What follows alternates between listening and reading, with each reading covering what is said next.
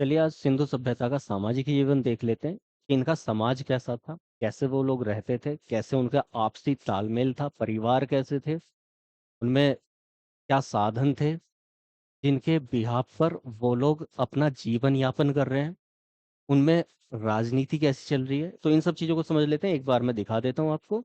तो यहाँ पर करने क्या वाले हैं, समझने के वाले हैं। जिन्हें फैक्ट्स लेने, केवल फैक्ट्स लॉजिकली नहीं समझना, वो फैक्ट्स ले सकते हैं यहाँ पर। ये के अलावा ये हम समझने वाले हैं कि अंत्येष्टि कैसे करते थे, कृषि पशुपालन कैसे चलता था उनका, शिल्पकार तकनीकी कौशल क्या था, लिपि क्या थी, कैसी थी, और मृदभांड कैसे थे, राजनीति कैसी थी, उनका धार्मिक जीवन कैसा था। तो देखते हैं, अगर जहाँ तक भी पॉसिबल हो सकता है, वीडियो नहीं लंबी होगी जहाँ तक, वहाँ तक हम, अगर ज़्यादा लंबा हो जाएगा तो दो भागों में इसे बांट लेंगे। फिलहाल हमने समझ क्या लिया है, एक बार मैं वो भी दिखा देता हूँ। हम सिंधु सभ्यता में शुरू से, देखिए पूरी सीरीज चल रही है हमारी, और किसी भी चीज को मैं चाहता हूँ कि लॉजिकली पूरा कॉन्सेप्चुअल समझे। ऐसा ना हो कि एक ही वीडियो में 1 घंटे में सिंधु सभ्यता खत्म हो गई और इतनी बड़ी सभ्यता को हमने 1 घंटे में समझ लिया। कुछ चीजें नहीं, केवल कुछ ही चीजें हमें समझ में आई, बाकी चीजों को हमने फैक्ट्स केवल रट लिए। तो ऐसा ना हो, उसे डीपली हम ध्यान से अच्छे से समझे। तो इसलिए एक चीज को यहाँ पर लिया जा रहा है। तो सिंधु सभ्यता में हमने हड़प्पा सभ्यता के नाम, इनमें से सबसे सही नाम कौन सा था, किसने क्या नाम दिया, किसने खोज की, कब खोज हुई, कितना समय लगा, उन सब चीजों को हमने समझा।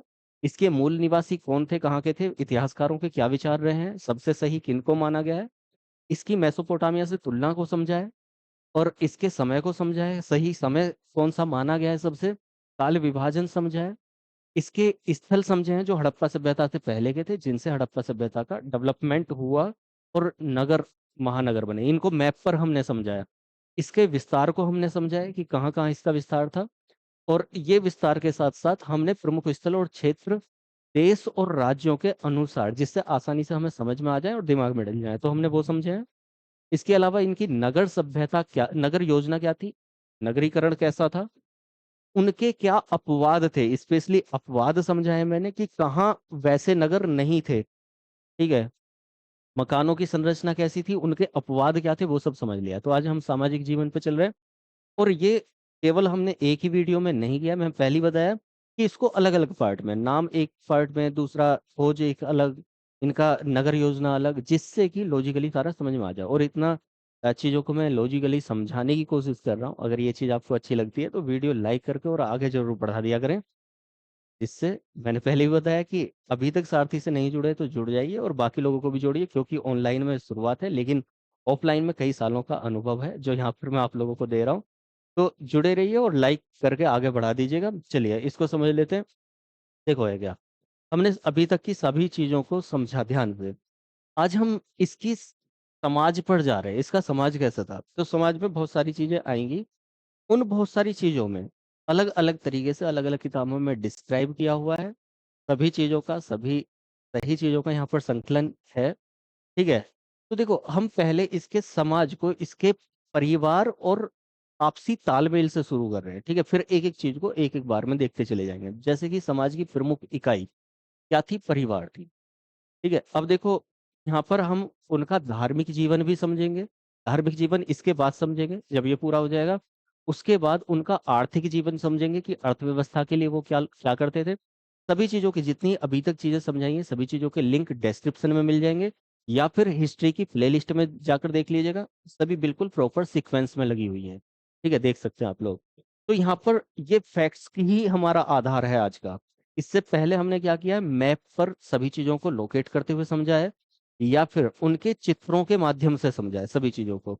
लेकिन यहाँ पर मैं पहले ही बता देता हूँ, बहुत सारी चीजें ऐसी आएंगी कि जब हम उनका अंत्येष्टि समझेंगे, जब हम उनका धार्मिक जीवन समझेंगे, जब हम उनका राजनीतिक जीवन समझेंगे, तो बहुत सारी चीजें ऐसी आएंगी जो उनके चित्र दिखाने जरूरी है। तो यहाँ पर मैं कोशिश करूंगा कि चित्रों को एक साथ, जब हम नगर समझेंगे, यानी कि हड़प्पा को एक नगर पूरा समझा, मोहनजोदड़ो अलग से नगर समझा, लोथल अलग से नगर समझा, तो जब हम नगर समझेंगे तो वहां पर हम चित्रों को उन नगरों में देखें। ठीक है, जैसे कहाँ से क्या प्रमाण मिले हैं तो वहां पर देखेंगे। तो आज फैक्ट्स के सहारे हम थोड़ा सा समझ लेते हैं। देखो समाज की प्रमुख इकाई क्या थी, परिवार थी। केवल ये परिवार को इनका मूल जो इकाई थी वो परिवार था, परिवार को ही लेकर चलते थे। शांति मूलर समाज था, ये पता कहाँ से चलता है अभी बताऊंगा। शांति मूलर समाज था, समता मूलर समाज था, संभवतः मातृ सत्तात्मक समाज था। देखो मातृ सत्तात्मक समाज का कहाँ से पता चल रहा है? मातृ देवी की मूर्ति से, जिसको प्रकृति की मूर्ति बोला जा रहा है, यानी कि एक स्त्री के गर्भ से पौधा। अब देखो जब हम समझेंगे कि ये पौधा कहाँ से, मतलब ये स्त्री की मूर्ति कहाँ से मिली है, कैसी है, तो हम उसका चित्र भी देखेंगे, ये भी समझेंगे कहाँ से मिला है, किस तरह से बनी हुई थी, वो सब चीजों को देख लेंगे। लेकिन आज ये कम से कम हमारे दिमाग में ये डल जाना चाहिए कि हाँ किस तरह से था, फिर कैसा था, उसकी बनावट सब देख लेंगे। तो देखो है क्या, मात्र सत्तात्मक समाज का तो हमें इससे पता चला है कि यहाँ से एक स्त्री की मूर्ति मिली है। वो मूर्ति खंडित अवस्था में हालांकि मिली है, लेकिन उस स्त्री के गर्भ से पौधा निकलता हुआ दिखाया गया है। अब जब गर्भ से पौधा दिखाया गया है तो इसका मतलब क्या हुआ है कि जिस प्रकृति ने हमें जन्म दिया है, ये वही प्रकृति की देवी है, यानी कि पूरी प्रकृति को जिसने बनाया है, पूरे पूरे विश्व को जिसने बनाया है, ये वही देवी है। और इसको संभवतः मातृ देवी का बोला गया है। जब मातृ देवी बोला गया है तो इसका मतलब सभी जगह मात्र, और ऐसी एक नहीं, ये एक हमें मातृ देवी की मूर्ति, और यहाँ पर बहुत सारी स्त्रियों की मूर्ति मिली है कई जगह से, वो अभी दिखाऊंगा मैं आगे चल गए, ठीक है। तो उनके बिहाफ पर हमें पता चला है कि स्त्री को ये सम्मान देते थे। स्त्री मात्र सत्तात्मक था, मात्र प्रमुख समाज था, ठीक है। मात्र सत्तात्मक से भी ज्यादा, क्योंकि वहां पर सत्ता राजनीति पूरी तरीके से हम नहीं कहेंगे। तो मात्र प्रमुख समाज था, ठीक है, माता को वजूद, स्त्री को वजूद दिया जाता था, स्त्री प्रमुख समाज था, ऐसा ध्यान रखना है। समता मूलक समाज था, क्योंकि मैंने ऑलरेडी बताया पुरुष के साथ साथ स्त्री को वजूद दिया जा रहा है। शांति मूलर समाज था, ये कहाँ से पता चल रहा है कि शांति मूलर समाज था? देखो जब हमने हड़प्पा सब सॉरी पाषाण सभ्यता को करा था तो हमने समझा था कि उनके औजार कैसे होते थे, उनके हथियार कैसे होते थे, ठीक है। अब देखो युद्ध के हथियारों में, आप इस चीज को समझना, जो युद्ध के हथियार होते हैं और जो शिकार के हथियार होते हैं या फिर खेती के लिए हथियार होते हैं, उनमें अंतर मिलता है। तो हमें यहाँ जो हथियार मिले हैं, वहाँ युद्ध के हथियार, लड़ाई वाले हथियार नहीं मिले हैं। यहाँ पर हथियार मिले हैं हमें क्या, उपकरण मिले हैं हमें, या तो खेती वाले उपकरण, या फिर क्या मिले हैं, या फिर मिले हैं हमें कि शिकार कर लेने वाले उपकरण, ठीक है। क्योंकि समाज यहाँ शाकाहारी मांसाहारी दोनों तरह का था। तो यहाँ पर मांसाहार के लिए ये लोग शिकार करते थे, उस तरह के तो हमें हथियार मिले हैं, लेकिन युद्ध का प्रमाण यहाँ से नहीं मिल रहा है, ठीक है। युद्ध आ जाएगा वैदिक काल में, छोटी मोटी लड़ाइयाँ थोड़ी बहुत हो सकती थी, लेकिन कुल मिलाकर शांतिपूर्ण समाज था। वर्ण विभाजन कर्म आधारित था। अब देखो यहाँ पर मैंने लास्ट वीडियो में बताया था, लास्ट क्लास में, कि इनका जो वर्ग था, जब नगर योजना बताई थी तो उसमें बताया था नगर योजना में कि इनकी टाउन प्लानिंग ऐसी थी कि पश्चिमी नगर जो होता था वो उच्च नगर होता था, रक्षा प्राचीर से घिरा हुआ होता था, और जो निम्न नगर होता था वो खुला हुआ आम जन के लिए होता था, या मजदूर वर्ग के लिए, समाज के लिए होता था, ठीक है। तो वहां पर बताया था इस तरीके से दो हिस्से थे। अच्छा ये और बताइए कि कौन सा नगर तीन हिस्सों में बटा हुआ था, ये कमेंट में बताना। मैंने बताया हुआ है सभी को, अपवाद बताए हुए हैं इसलिए बताना इस बात को, कौन सा नगर तीन हिस्सों में बटा हुआ था, बाकी सभी दो हिस्सों में बटे हुए थे। तो यहाँ पर क्या है, जो मैंने उस समय बताया था कि इनका जो समाज था वो हम आगे जाके समझेंगे, ये त्रिवर्ग भी है और चतुर्वर्गीय भी है। किस तरह से?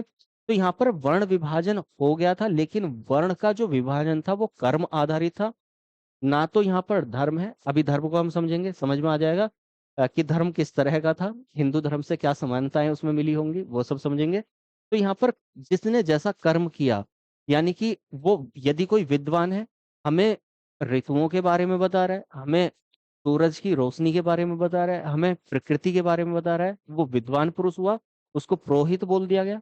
एक ये वर्ग है समाज में। और ये कौन लोग हैं? जो बड़े बूढ़े व्यक्ति हो जाते थे, वो संभवतः इस वर्ग में आ जाते थे। उसके बाद एक योद्धा वर्ग है, जो युवा वर्ग है, उनमें से क्या होंगे, जो क्या था, ऊपरी नगर रक्षा प्राचीर से घिरा हुआ है, तो अपने टाउन की रक्षा के लिए, अनाज की रक्षा के लिए, और किससे, संभवतः शिकारी जानवरों से, ठीक है। तो वहां पर इनकी रक्षा के लिए, सभी चीजों की रक्षा के लिए क्या एक योद्धा वर्ग है, एक व्यापारी वर्ग है व्यापार करने के लिए, और एक श्रमिक वर्ग है, ठीक है। तो ये व्यापारी वर्ग और श्रमिक वर्ग क्या है, ये आगे जाके हम इनके व्यापार और आर्थिक में इसको समझ लेंगे। तो ये इस तरह से वर्ग होता था। तो अब क्या है, आर्थिकता का जो आधार, ये तो हो गया वर्ण विभाजन, मतलब जो कैटेगराइज किया हुआ है लोगों को। अब जो आर्थिकता के आधार पर थे वो तीन वर्ग मुख्य रूप से, जो हमारा उच्च वर्ग था और एक मतलब एक उच्च, जैसे अभी भी है उच्च वर्ग और निम्न वर्ग है, एक मध्यम वर्ग है जो इनके बीच में है, ना उधर जा पाता है ना उधर जा पाता है, बीच में पिसता रहता है। तो वैसे ही यहाँ उच्च वर्ग, मध्यम वर्ग और निम्न वर्ग थे, ठीक है। इनकी टाउन प्लानिंग को देख के इस बात का पता चलता है। श्रमिकों की स्थिति का आकलन कर मार्टिमर व्हीलन ने क्या बताया है कि दास प्रथा स्वीकार की है। ये मार्टिमर व्हीलर की बात कर रहे हैं हम, ठीक है। तो यहाँ पर व्हीलर क्या बोलते हैं कि यहाँ पर श्रमिक यहाँ से मिला गया, देखो किसी जगह से ऐसा मिला है कि बहुत सारे कमरों वाला एक मकान मिला है, तो सभी लोग वहां पर रहते थे, इसका मतलब वो दास थे, वहां पर कुछ काम करते थे, ठीक है। और वो नीचे नीचे वाले नगर में रहते थे, तो वहां से हमें पता चल रहा है कि ये संभवतः ये दास होंगे, तो दास प्रथा को ये स्वीकार कर रहे हैं, इस बात को ध्यान रखना है, ठीक। स्त्री और पुरुष दोनों क्या है, आभूषण धारण करते थे, समतामूलक समाज था, दोनों के लिए आभूषण होते थे, ठीक है। तो आभूषण का मतलब कानों में, हाथों में, इस तरह के, गले में, तो वो सब लोग आभूषण धारण कर रहे हैं। शाकाहारी और मांसाहारी दोनों तरह के लोग होते थे यहाँ पर, ठीक है, इस बात को भी ध्यान रखना है। मनोरंजन के लिए शाकाहारी मांसाहारी तो हर वर्ग में अभी तक रहे हैं, इस बात को ध्यान रखना है, ठीक है। मनोरंजन के लिए क्या करते थे, चौपड़ यानी कि शतरंज तरह का चौपड़, जैसे पासा वाला गेम आप जानते होंगे, शतरंज वाला गेम जानते होंगे, तकूनी मामा वाला गेम है ना, तो वो चौपड़ उस तरह का कुछ गेम होता था। संभवतः जो पासा ये शतरंज था वो पहला गेम हुआ है समाज में, जो पहला गेम बना है वो शतरंज का पहला रूप है ना, वो हुआ है। तो पासा, पशु लड़वाना और धार्मिक उत्सव होते थे, उनमें ही अपना मनोरंजन कर लेते थे। कहाँ से पता चल रहा है कि जैसे मोहनजोदड़ो से हमें एक स्नानागार मिला कि संभवतः वहां लोग रहते होंगे, अपना पूजा पाठ करते होंगे, जैसे अभी भी होली दिवाली इस तरह से मनाते हैं तो वहां भी मनाते होंगे, स्नान करते होंगे। अभी भी हमारा यहाँ गंगा स्नान होता है, ऐसे बहुत सारे स्नान होते हैं, पर्व चलते हैं, तो उनमें मनोरंजन करते होंगे पशु लड़वा के साक्ष्य मिले, जैसे कि अभी भी कुछ मूवीज में देखा होगा, ठीक है, कि आपस में दो मुर्गे लिए और मुर्गों को आपस में लड़वा रहे हैं, किसका मुर्गा जीता, तो ऐसे कुछ गेम्स ये करते होंगे, ठीक है। पासा और ये चौपड़ और शतरंज, ये सब खेलने के इनके मनोरंजन के साधन रहे हैं, ठीक है। तो इस बात को ध्यान रखना है, आगे चलते हैं। तो ये इनका अंत्येष्टि संस्कार, देखो किसी भी समाज का हमें पता चलता है, अभी देखो सीधा सा अगर मैं ये बोलूं कि भाई एक व्यक्ति की मृत्यु हुई और उसको दफना दिया गया, आपके माइंड में इमेज जाएगी कि या तो वो क्रिश्चियन होगा या फिर कौन होगा, या मुस्लिम होगा। अब मैंने बोला कि एक व्यक्ति की मृत्यु हुई, उसका अंत्येष्टि संस्कार किया गया, उसको जलाया गया, उसके सबको जलाया गया, फूल चुगे गए और उनको गंगा में उसकी अस्थियों को विसर्जित किया गया। संभवतः क्या, निश्चित रूप से कौन सा वर्ग है ये, हिंदू वर्ग, ठीक है। तो हमें पता चलता है उस समाज का उसके अंत्येष्टि संस्कार से, तो इसको समझना जरूरी है। तो इनका अंत्येष्टि संस्कार उस समय पर क्या था। अब यहाँ पर देखो, अंत्येष्टि कैसी थी, पूर्ण समाधिकरण सर्वाधिक प्रचलित था, मतलब पूरी तरह। ये इस चीज को मैंने पाषाण काल में ही समझा दिया है डिटेल में, लिंक मिल जाएगा देख लेना, या फिर प्लेलिस्ट में देख लेना। अभी भी थोड़ा सा बता देता हूँ, ये पूर्ण समाधिकरण क्या होता है, आंशिक समाधिकरण क्या होता है, कैसे होता है। तो देखो तीन चार तरीके से शवों को, जो मृत्यु हो जाती है उन लोगों को, जो उनकी अंत्येष्टि होती है, तीन चार तरीके से की गई है पुराने समय में। तो पाषाण काल में भी हमने देखा कि या तो पूरी तरीके से उसको दफना देते हैं, कैसे, धीरे धीरे मानव ने सोचा खुली हुई बॉडी है, अभी भी देखते होगे अगर बॉडी खुले में रहेगी, मृत बॉडी, तो वो कैसे हो जाएगी, वो सड़ जाएगी। अब किसी वजह से उसके ऊपर मिट्टी डल गई होगी, धीरे धीरे उनको पता चला कि ये जो सड़ांध है ये नहीं आ रही है, बदबू नहीं आ रही है, तो इसको मिट्टी में ढक देते हैं। फिर उन्होंने सोचा धीरे धीरे करके कि इसको नीचे और नीचे गाड़ के और गड्ढा खोद के और तब दफनाते हैं। और इसके लिए इसकी सेवा के लिए यहाँ से इसके साथ में यूज करने, अब धीरे धीरे धारणा बनी कि ये लोग कहाँ जाते होंगे, जो भी ऊपर परलोक में जाते होंगे, तो उनके लिए क्या होना चाहिए, जो यहाँ पर सामान यूज कर रहे थे, मतलब ये यहाँ इस लोक से निकल के कहीं और चला गया, तो उसके जो बर्तन वगैरह है वो उसके साथ, आभूषण वगैरह है वो उसके साथ दे दिए। देने के बाद ये सोच लिया कि ये वहां पर जाकर यूज कर रहा होगा, इसका शरीर आत्मा जो भी है, ठीक है। तो अब भी उस तरह का यहाँ पर प्रचलन धीरे धीरे बढ़ गया और यहाँ पर पूर्ण समाधिकरण होने लगा, सर्वाधिक प्रचलित था, लेकिन कहीं कहीं पर आंशिक समाधिकरण, ठीक है, या दाह संस्कार। दाह संस्कार का पता ही है किस तरीके से होता है, जो वही हिंदू रीति रिवाज। और आंशिक समाधिकरण का मतलब यह है कि खुले में छोड़ देते थे और कौवे और चील वगैरह उसको नोच कर खा जाते थे। ठीक है, उसके बाद जो बचता था शरीर उसको दफना देते थे। अब सोचेंगे इतना घृणा का काम ये क्यों करते हैं। तो इनकी मान्यता धीरे धीरे ऐसी बनी। कहाँ पर है ये, अभी भी ईरानी कल्चर, पारसी कल्चर में ऐसा देखा जाता है, ऐसे ही होता है। उनकी धारणा ये है कि जो शरीर जीवन में जीते जी काम आया हो या नहीं आया हो, कम से कम मृत्यु के बाद तो किसी के काम आ जाए, किसी जानवर किसी पक्षी के काम आ जाए, तो इसलिए वे ऐसा कर देते हैं। ठीक है, तो यहाँ पर क्या था, पूर्ण समाधिकरण भी था, आंशिक समाधिकरण था, दाह संस्कार भी था। ठीक है, तो इसका प्रचलन था। इसका मतलब अभी तक समाज में हर तरीके का वर्ग था। धीरे धीरे ये वर्ग बढ़ जाएगा कि मतलब अपने अपने तरीके से ये संस्कार करने लगेंगे। हड़प्पा से R37 कब्रगाह मिला है, एक ऐसा कब्रगाह है जहां पर बहुत सारे लोग दफनाए गए हैं। ठीक है, एक ऐसा कब्रगाह है। हड़प्पा से एक कब्र में ताबूत मिला है। अब देखो ताबूत किस धर्म में होता है किस में नहीं होता है ये आप लोगों को पता होगा। तो एक कब्र से ताबूत भी मिला है। तो यहाँ पर यह है कि जो कोई मुखिया होगा, कोई बड़ा व्यक्ति होगा, कोई अच्छा व्यक्ति होगा, या फिर कुछ और प्रचलन होगा, तो उसको स्पेशली उस ताबूत में दफनाया गया। ठीक है, और धीरे धीरे फिर ये ट्रेंड आ जाएगा धर्म के अनुसार।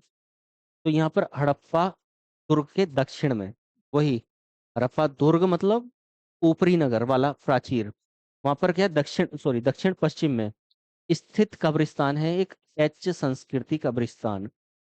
शायद हो सकता है आप लोगों ने ये नहीं सुना हो, आप लोगों ने केवल R37 सुना हो। ठीक है, तो यहाँ पर मैं एच संस्कृति को भी बता देता हूँ। जब हड़प्पा करेंगे हड़प्पा नगर को, तो वहां पर इसे और थोड़ा सा समझ लेंगे। फिलहाल संक्षेप में देख लेते हैं। तो हड़प्पा दुर्ग से दक्षिण पश्चिम से एक कब्रिस्तान मिला है, एच संस्कृति कब्रिस्तान। दोनों R37 एच संस्कृति दोनों कहाँ से मिले हैं, हड़प्पा से, ये चीज ध्यान रहनी चाहिए। हड़प्पा से ही कब्र में ताबूत मिला है, ये ध्यान रहना चाहिए।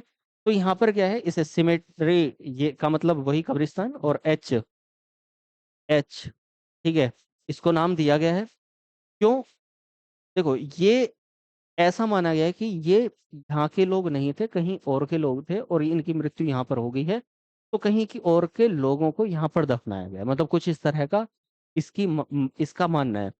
ये यहीं के लोग थे, यहीं के निवासी थे, जिनको प्रॉपर इन्हीं के तरीके से दफनाया गया। अब ऐसा क्यों माना गया है, तो देखो ये मिट्टी के बर्तनों के आधार पर, भिन्नता के आधार पर बाहर से आए हुए लोग, ऐसी मान्यता है कि ये तो यहीं के लोग थे, लेकिन ये जो कब्रिस्तान है ये अलग से उनके लिए बनाया, जो बाहर से लोग आ गए थे, जैसे विदेशों से लोग आ गए हों और उनका अलग कल्चर हो, तो उनके साथ में उनके बर्तन भी हैं दफनाए हुए, तो उन बर्तनों के आधार पर वो बर्तन यहाँ के बर्तनों से भिन्न मिले हैं। ठीक है, अब देखो बर्तन, यहाँ पर हम समझेंगे मृद भांडों को, मृद भांड का मतलब मिट्टी के बर्तन।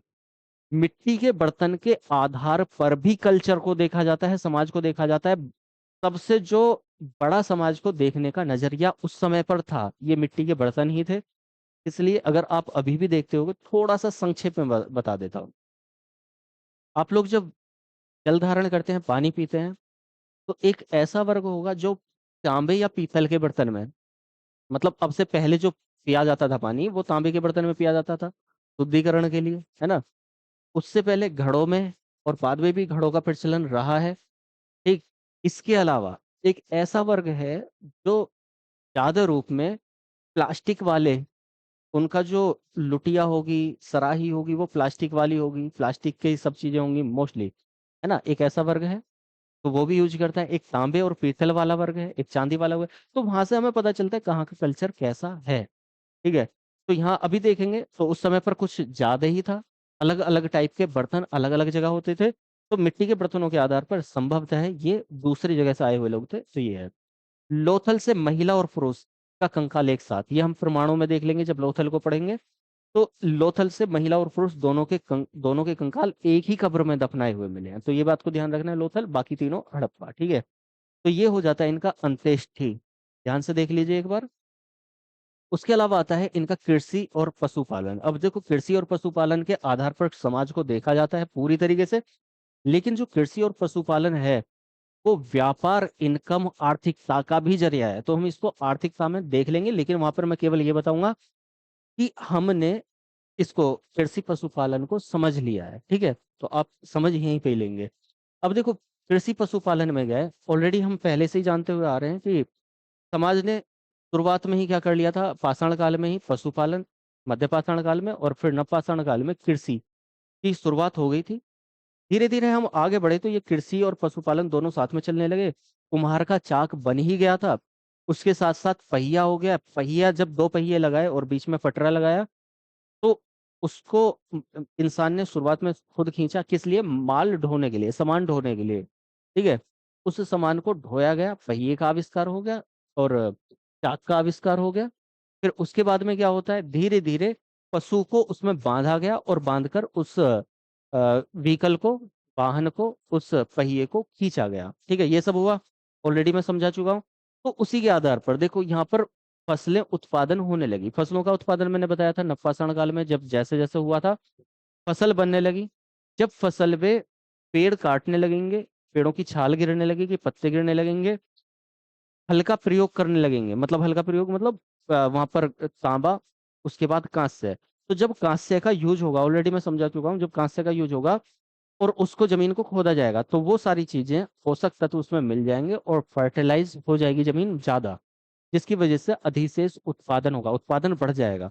उत्पादन बढ़ जाएगा, प्रोडक्शन बढ़ जाएगा। तो जितना खाने योग्य है खाया और बाकी को दूसरी चीजों से बदल लिया, बदल लिया, धीरे धीरे धीरे धीरे उसको बेचना चालू कर दिया। तो ये सब काम होने लग जाएगा, यहीं से व्यापार होने लग जाएगा। तो प्रमुख खाद्यान्न क्या था, गेहूं और जौ।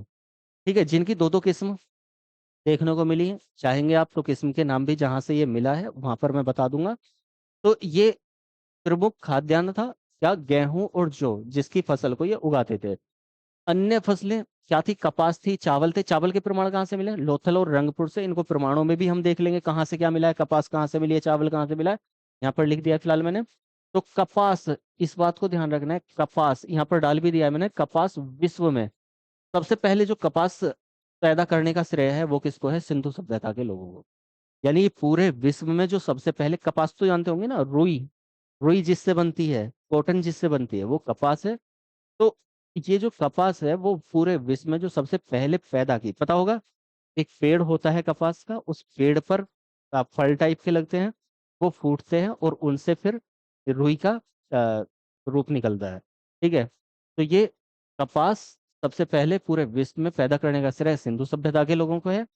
और कैसे पता चलता है हमें, यूनानियों ने कपास को सिंडोन कहा है, सिंडन कहा है। ठीक है, इस बात को भी ध्यान रखना है।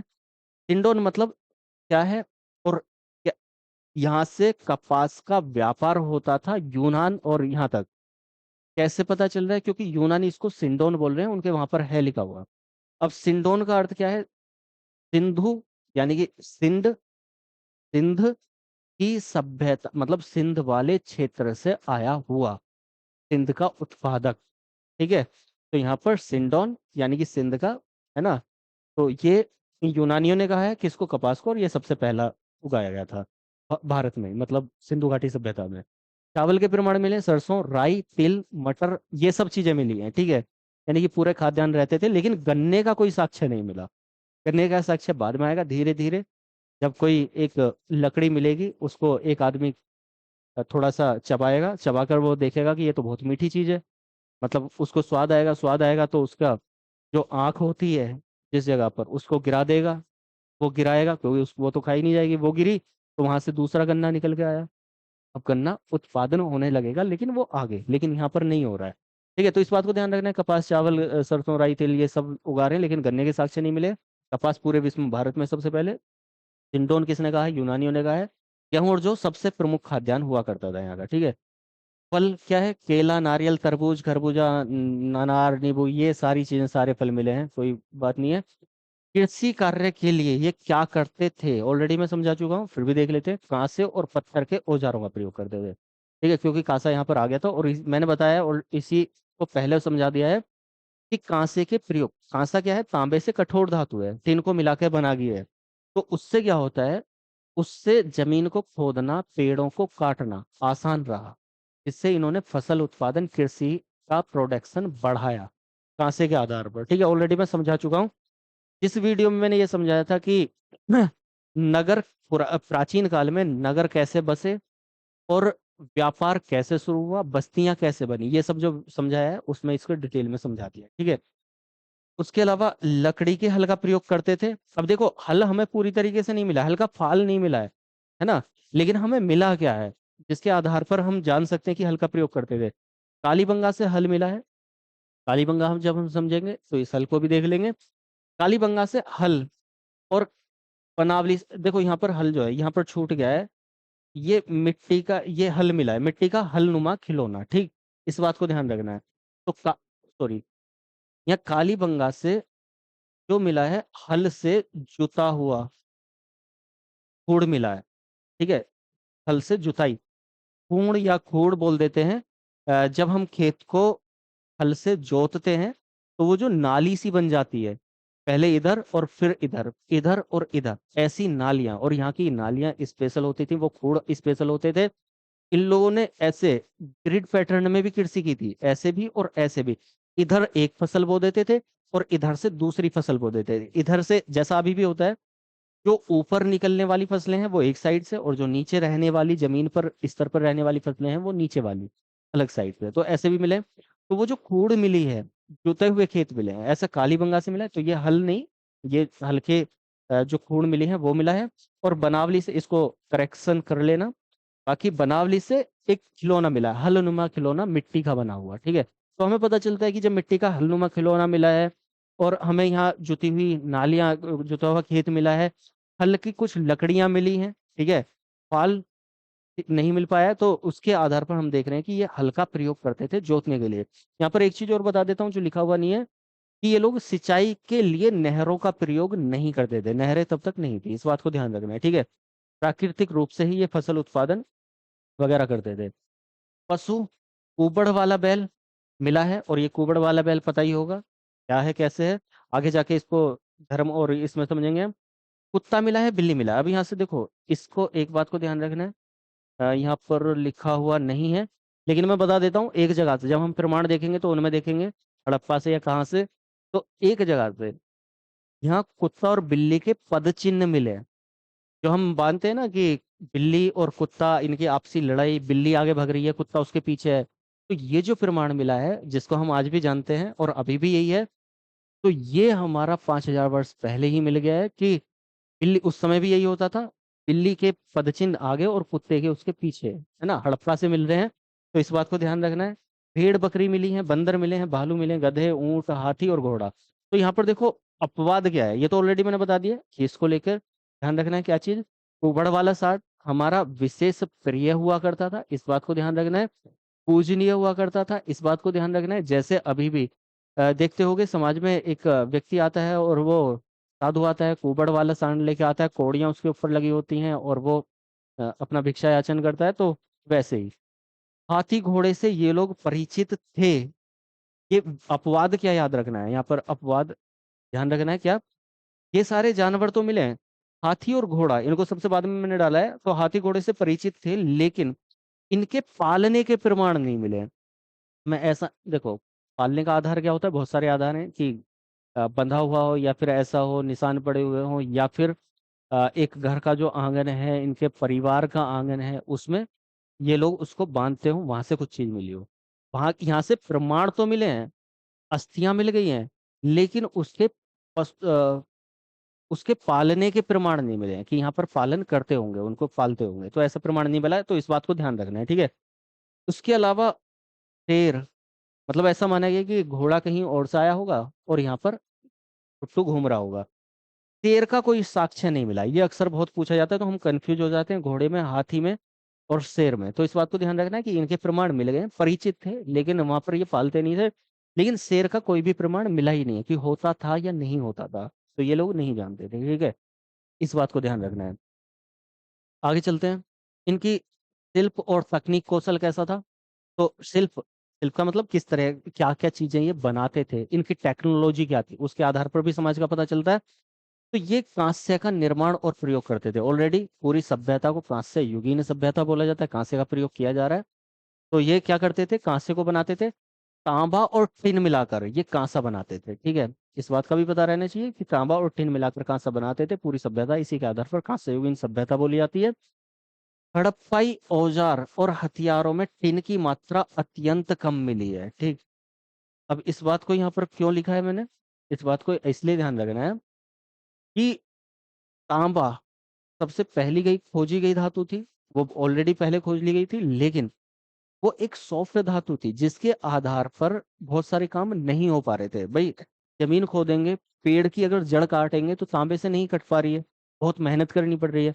तो इन्होंने क्या काम किया, इन्होंने कहीं और से टिन मंगाया, टिन लाए दूसरी जगह से। ठीक है, खुद प्रोडक्शन नहीं हो पाया टिन का, नहीं मिला इनको जमीन में, दूसरी जगह से टिन लाए और टिन लाकर उसमें तांबे के साथ गला दिया। अब इनको एक कठोर धातु मिलेगी जिसको बोला गया कांसा। ठीक है, ब्रॉन्ज। अब जब ये ब्रॉन्ज मिला, ये कांसा मिला, कठोर धातु थी, तो उससे सभी चीजों को फसल करना आसान हो गया। अब हम यहाँ पर देख रहे हैं कि ये इनके हथियारों में टिन की मात्रा अत्यंत कम मिली है। इसके आधार पर हम कह सकते हैं कि ये टिनको जो लाए होंगे, ये दूसरी जगह से लाए होंगे। ठीक है, दूसरी जगह से ला रहे हैं तो वो कम आ पा रहा है। अगर ये खुद प्रोडक्शन उसका करते तो शायद बराबर बराबर के अनुपात में मिला सकते थे। इसलिए इस आधार पर हम कह रहे हैं कि ये दूसरी जगह से लाते होंगे। कहाँ से लाते होंगे, कहाँ से लाए हैं, टिन का आयात कहाँ से किया, तो उसको हम बाद में समझ लेंगे व्यापार में। ठीक है, सूती कपड़े का प्रयोग करते थे क्योंकि कॉटन था, धीरे धीरे कॉटन से सूती कपड़ा बनने लगा, तो उसका प्रयोग करते थे। उसका ये आयात निर्यात निर्यात भी करेंगे। ठीक है, एक्सपोर्ट भी उसको करेंगे। राजगिरी इनका महत्वपूर्ण शिल्प था। राजगिरी मतलब क्या होता है, अभी भी आप राज के नाम से जानते हैं, जो मुख्य मिस्त्री होता है वो राज होता है, उसको राज बोलते हैं। तो वो राजगिरी इनका मुख्य पेशा होता था, यानी कि स्थापत्य और इमारतें बनाना। क्योंकि सभी को पता है सिंधु घाटी सभ्यता में, हड़प्पा सभ्यता में नगर योजना है, टाउन प्लानिंग है, तो किस तरीके से नगरों को उस समय पर बसाया गया है, तो वो ऐसे तो होगा नहीं। तो इमारतें जो बनती थी, मकान जो बनते थे, ये उनका उस समय पर मुख्य पेशा, प्रमुख पेशा रहा होगा, महत्वपूर्ण पेशा। ठीक है, मोहरे बनाना भी इनका काम था। मोहर, बहुत सारी मोहरें मिली हुई हैं हड़प्पा सभ्यता से, तो मोहर ये संभवतः बनाते होंगे, तो इसका मतलब अच्छा शिल्प इनका माना गया है वो। नाव बनाना, ठीक है, ये लोग क्या करते थे, नाव बनाते थे और उस नाव को निर्यात भी करते थे। निर्यात कहाँ के लिए करेंगे, कैसे करेंगे, वो व्यापार में हम देख लेंगे। लेकिन ये इनका मुख्य पेशा, ध्यान रखना है, नाव बनाना इनका एक मुख्य पेशा था, जिसका ये बना बनाकर और निर्यात भी करते थे। ठीक है, तो अब आपको कैसे आपको आ जाएगा कि किस चीज का आयात करते थे, किस चीज का निर्यात निर्यात करते थे। जब नाव खुद बनाते थे तो उसका आयात नहीं करेंगे, उसका क्या करेंगे, निर्यात करेंगे। तो इसलिए यहाँ पर ये बताना जरूरी है। कुम्हार के चाक से चिकना और चमकीला मृद भांड बनाते थे। कुम्हार के चाक से चिकना और चमकीला मृद भांड बनाते थे। अब ये जो मृद भांड यानी कि मिट्टी के बर्तन बनाते, पहले बर्तन कैसे बने, हाथ से थाप दिए, धूप में रख दिया, सूख गए। लेकिन धीरे धीरे चाक आया, गोल गोल बर्तन बनाए, चिकने बर्तन बनाए, बनाते रहे उनको, और फिर क्या, आग में पकाया। तो उस आग में पकाने के बाद वो बर्तन कठोर हो जाता है, घड़े टाइप का बन जाता है, जैसे अभी घड़े होते हैं, पानी डालेंगे तो गलेगा नहीं, इस तरह के बर्तन बनने लगे। तो वो कुम्हार के चाक का प्रयोग करके इस तरह के बर्तन बनाए। अब बर्तन कैसे होते थे, क्योंकि बर्तन हमारी संस्कृति को बताते हैं प्राचीन काल में स्पेशली, अभी के तो नहीं बनाएंगे, सब मिक्स हो गया है। ठीक, कोई कांच के, कोई फाइबर के, कोई स्टील के, कोई लोहे के, जिसको जैसा मिल रहा है, कोई प्लास्टिक के। ठीक है, उन बर्तनों का यूज कर रहा है। लेकिन उस समय पर जो कल्चर था उसका पता चलता है हमें बर्तनों से। तो बर्तनों को अभी देखेंगे, एक बार आप नजर मार लो, इस तरह का ये इनका मुख्य जो शिल्पकारी थी, कांस्य, सूती वस्त्र, राजगिरी, मोहरे, नाव और ये मृद भांड। ठीक है, इनकी एक बार लिपि को समझ लेते हैं। यहाँ पर हो सकता है कि मृद भांड नीचे आ गया हो, तो मृद भांड को देखेंगे। देखो लिपि कैसी थी, चित्रात्मक लिपि की, पिक्टो यानी कि पिक्चर वाली, पिक्टोग्राफ थी। पिक्टोग्राफ का अर्थ पिक्चर का ग्राफ बनाया हुआ, पिक्चर से ग्राफ बनाया हुआ। चित्रात्मक थी और भाव चित्रात्मक थी, यानी कि चित्रों के द्वारा अपनी भावनाओं को, अपने विचारों को व्यक्त करना, वो इनकी लिपि भाषा थी। तो कैसे, जैसे कि एक ऐसे व्यक्ति ये बना दिया, ठीक है, ये इसके हाथ में एक तलवार दे दी या फिर भाला दे दिया, इस तरीके से। ठीक, ये शिकार करने जा रहा है। एक यहाँ पर मछली, ये थोड़ा सा चित्रकारी नहीं होगी मुझसे, मैं ऐसी बता देता हूँ कि ये मछली है, ऐसी मान लें, ऐसे बना दिया। ठीक है, एक यहाँ पर जानवर बना दिया, ऐसे जानवर जैसा भी बन पा रहा है, या चिड़िया विड़िया बना दी, तो इस तरह से। और इनके अलावा भी, और कैसे, ये इस तरीके से इन्होंने कुछ अपने संकेत दिए, ये ठीक है, तो वो सब इन्होंने बनाया, तो उसको बोलते हैं हम भावचित्रात्मक, चित्रात्मक या पिक्चोरिकल। ठीक। जो कैसे लिखी जाती थी, दाएं से बाएं अधिकांश रूप में, यानी कि ये जो लोग, अब देखो लिखने का पैटर्न होता है, जैसे कि लिपि और भाषा में अंतर तो पता होगा, नहीं पता होगा तो मैं लिंक देखूंगा डाल दूंगा। लिपि का मतलब है लिखने का प्रारूप, उसके नियम, और भाषा का अर्थ है हमें बताना, अपने विचारों को बताना। तो अब लिखने का जो तरीका है, वो हम लोग जो हिंदी जो लिखते हैं वो कैसे लिखते हैं, लेफ्ट से राइट को, बाएं से दाएं को। उर्दू जो लिखी जाती है वो कैसे लिखी जाती है, दाएं से बाएं को, यानी कि राइट से लेफ्ट। तो यहाँ पर इन दोनों चीजों का मिक्सचर था, तो अधिकांशतः जो लिखा हुआ है वो दाएं से और बाएं की तरफ लिखा हुआ है, लेकिन आगे जाकर बाएं से और दाएं को भी लिखा हुआ है, ठीक है। और कहीं कहीं पर ऐसा मिला है कि देखो अलग अलग जगह अलग अलग तरीके से मिला हुआ है, जैसे कि दाएं से बाएं एक जगह मिल गया, बाएं से दाएं दूसरी जगह मिल गया। कुछ जगह ऐसा भी मिला है कि दाएं से बाएं फिर बाएं से दाएं, इस तरीके से ऐसे लिखते थे। जैसे कि पहले यहाँ से शुरू किया, यहाँ पहुंचे, यहाँ से शुरू किया यहाँ आए, यहाँ से शुरू किया यहाँ गए, यहाँ से शुरू किया यहाँ आए, यहाँ से शुरू किया ये। अब जब इस तरीके से लिखा, तो पहले मैं यहाँ पर बता देता हूँ, इस पैटर्न को जो बोलते हैं उसको बोलते हैं ब्रुस्टफुडॉन। ठीक है। ये जो पैटर्न है दाएं से बाएं लिखने का, और ये इधर से इधर लिखने का, इसको बोलते हैं ब्रुस्टफुडन, या हिंदी में गोमूत्रिका। अब गोमूत्रिका किस लिए बोला गया है इसको, तो वो पता होगा आपको।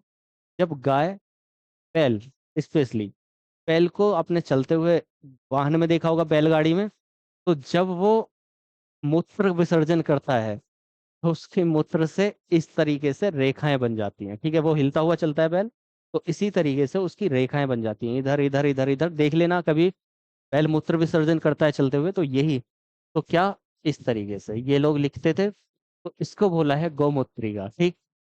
अब आगे चलते हैं। देखो लगभग 64 मूल चिन्ह थे यहाँ पर, चिन्ह वही मैंने बताया, और 250 से 400 तक के अक्षर भी माने गए, मतलब मूल चिन्ह ये, और ये अक्षर, कुछ अक्षर माने गए, तो थोड़ा सा इन्हें देख लीजिए आप। सबसे अधिक चित्र यू आकार के हैं और मछली का प्रयोग किया गया है, सबसे जो अधिकांश अधिक चित्र मिले हैं तो ये हैं। इस लिपि का सबसे पुराना नमूना 1853 में मिला, और पूरी लिपि 1923 तक ये समझ मतलब हमें देखने को मिल जाती है, यानी कि 1853 में इसका पहला नमूना मिला था। थोड़ा सा यहाँ पर फैक्ट डाल दिया है, कुछ फैक्ट भी हमें समझने के अलावा भी कुछ फैक्ट चाहिए होते हैं, तो वो, तो लिपि का पुराना नमूना ये मिल रहा है, और यहाँ पर पूरी लिपि आ गई है। सर्वप्रथम जो विचार किया है वो किसने, अलेक्जेंडर ने किया, 1873 के आसपास में। मैंने बताया था कि अलेक्जेंडर कनिंघम को जब इसके लिए पहले माना नहीं था, लेकिन दोबारा में जब माना और जाना कि हाँ ऐसी कोई सभ्यता रही होगी, तो जो दोबारा जब जाते हैं 72-73 में इसके अन्वेषण के लिए, तो वहां पर ये क्या उत्खनन करवाते हैं और देखते हैं कि क्या कैसे है। ठीक, छोटा मोटा पूरी तरीके से 1921 में होगा। अब मैंने पूरा समझाया हुआ है डिटेल में कैसे कैसे हुआ, देख लेना, शुरुआती इसका शुरुआत। तो ये जब खोज की बात आई थी तब, तो ये 1873 में क्या करें, इस लिपि से बता रहे हैं कि इस लिपि का संबंध ब्राह्मी लिपि से है। ठीक है, पहली बार इन्होंने बताया, और इसको लेकिन पढ़ नहीं पाए, क्योंकि ब्राह्मी लिपि को ये नहीं पढ़ पा रहे हैं। भारत की सबसे प्राचीनतम, इवन विश्व की सबसे प्राचीनतम लिपि है ब्राह्मी लिपि, ये नहीं पढ़ पा रहे हैं। तो इसको पढ़ने का सबसे पहला प्रयास किसने किया, 1925 में एल ए वेडेल ने, सबसे पहला प्रयास कर रहे हैं वेडेल। सबसे पहले बताया किसने, अलेक्जेंडर कनिंघम ने। मिल बहुत पहले ही गया था, तो इतना समझ गए। लेकिन अभी तक भी इसे पढ़ा नहीं जा सका है, सबसे इंपॉर्टेंट पॉइंट है कि हड़प्पा सभ्यता की लिपि को अभी तक भी पढ़ा नहीं जा सका। जब अभी तक नहीं पढ़ा जा सकता है तो ये अंग्रेज क्या पढ़ते, जब किसी ने पढ़ा ही नहीं है। क्योंकि अब इन्होंने देखो, ब्राह्मी लिपि से था या नहीं था, वो ये बोल रहे हैं, ठीक है, ये पढ़ नहीं पाए, ये नहीं पढ़ पाए, प्रयास किया नहीं पढ़ पाए, लेकिन अभी तक भी इसको पढ़ा नहीं जा सका है। और उसी के आधार पर इस सभ्यता का नाम क्या दिया गया, इस, हमें लिपि लिखी हुई मिली है, भाषा लिखी हुई मिली है, लेकिन उसको पढ़ा नहीं गया है। इस आधार पर इस हड़प्पा सभ्यता का क्या नाम है, क्या, कौन सी सभ्यता इसको बोला जाता है, किस समय की सभ्यता बोला जाता है, इसका आंसर आप कमेंट में कीजिए, मैंने समझाया हुआ है, ठीक है। तो ये हो जाता है इसकी लिपि के बारे में। एक बार देख लो ध्यान से आप लोग। अब देखो यहाँ पर आते हैं मृदभांड, क्योंकि मृदभांड बहुत ज्यादा जरूरी थे, मैं ऑलरेडी बता चुका हूँ। तो यहाँ पर ये क्या कर रहे हैं, कुम्हार के चाक का प्रयोग कर रहे हैं, बताया मैंने। कुम्हार का चाक आ गया था, उससे चिकने और सुडौल बर्तन बना रहे हैं, चमकीले बर्तन बना रहे हैं।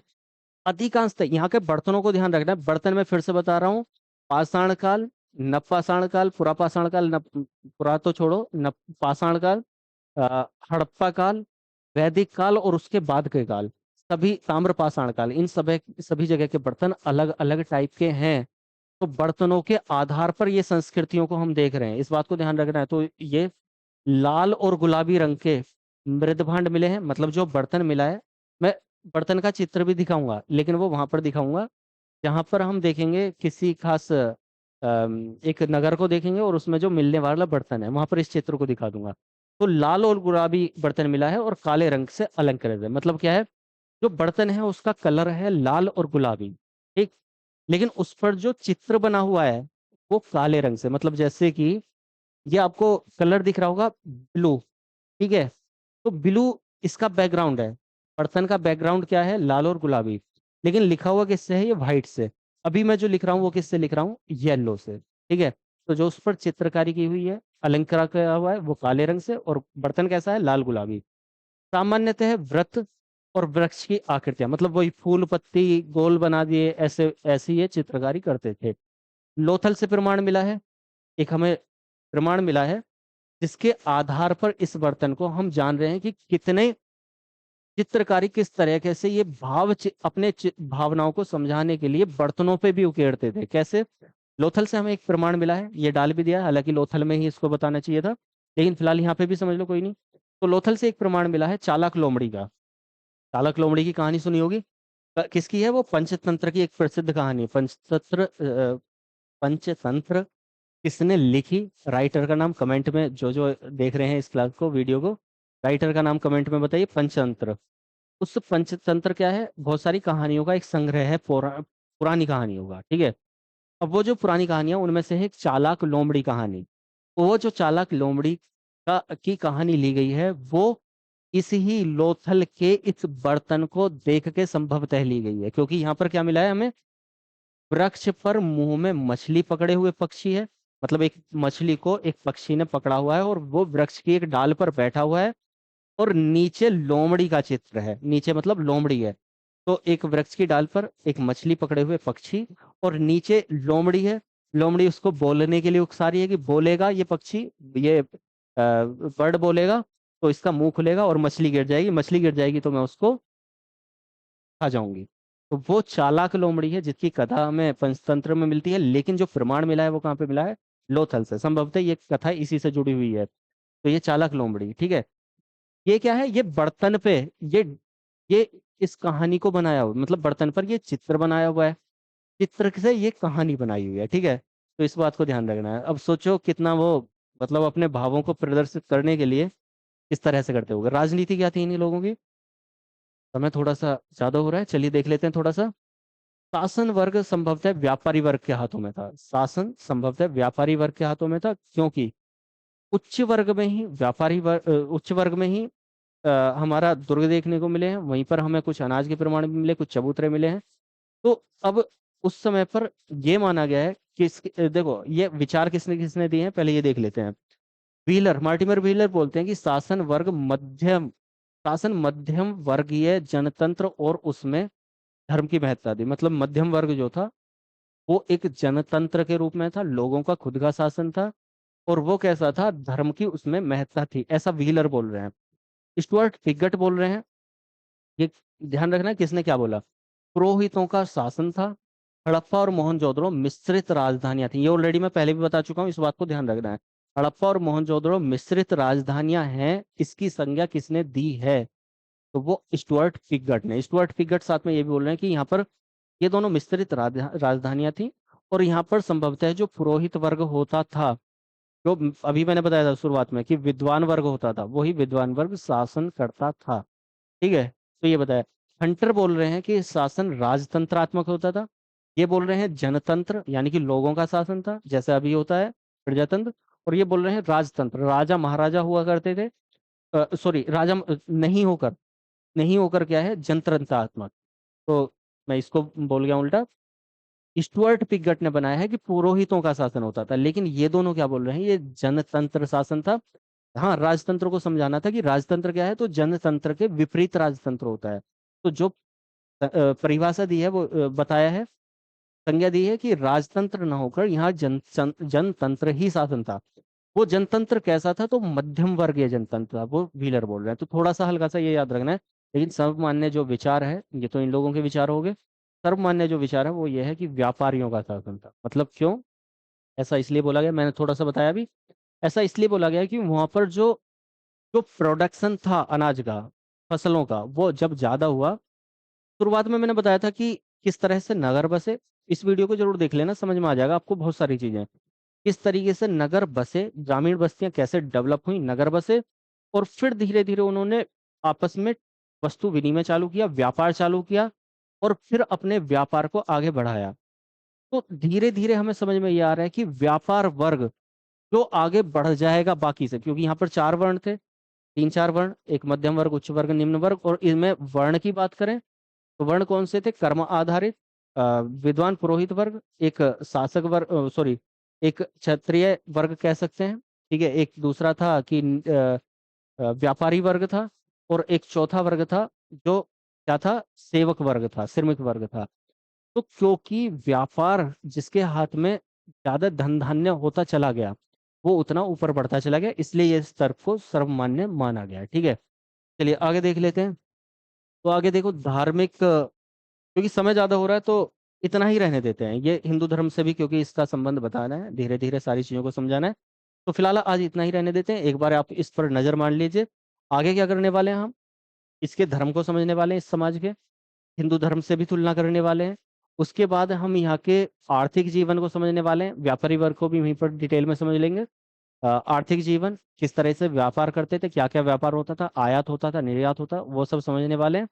ठीक है, तो अभी एक बार आप देख लो कि ये राजनीति, उससे क्या समझा है हमने। यहाँ पर मृद भांडों को देखा, संस्कृति को, समाज को देख रहे हैं कुल मिलाकर, लिपि समझिए, शिल्प और तकनीकी कौशल समझा है, कृषि पशुपालन समझा है किस तरह से होता था, और ये अंत्येष्टि कैसे होती थी, और कुल मिलाकर इनका सामाजिक जीवन कैसा होता था, हमने इस चीज को समझा है। ठीक है, हम इसका धार्मिक जीवन अलग से, और फिर उसके बाद हम इनका आर्थिक जीवन अलग से। तो फिलहाल सामाजिक जीवन हमें समझ लिया।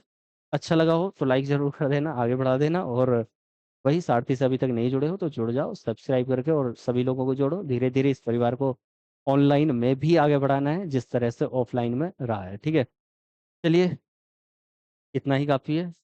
और जो मैंने प्रश्न पूछे हैं उनका कमेंट में आंसर कीजिए। जो भी जैसा भी लगा है, अच्छा लगा है, कुछ समझ में नहीं आया, वो सब कमेंट में बताइए।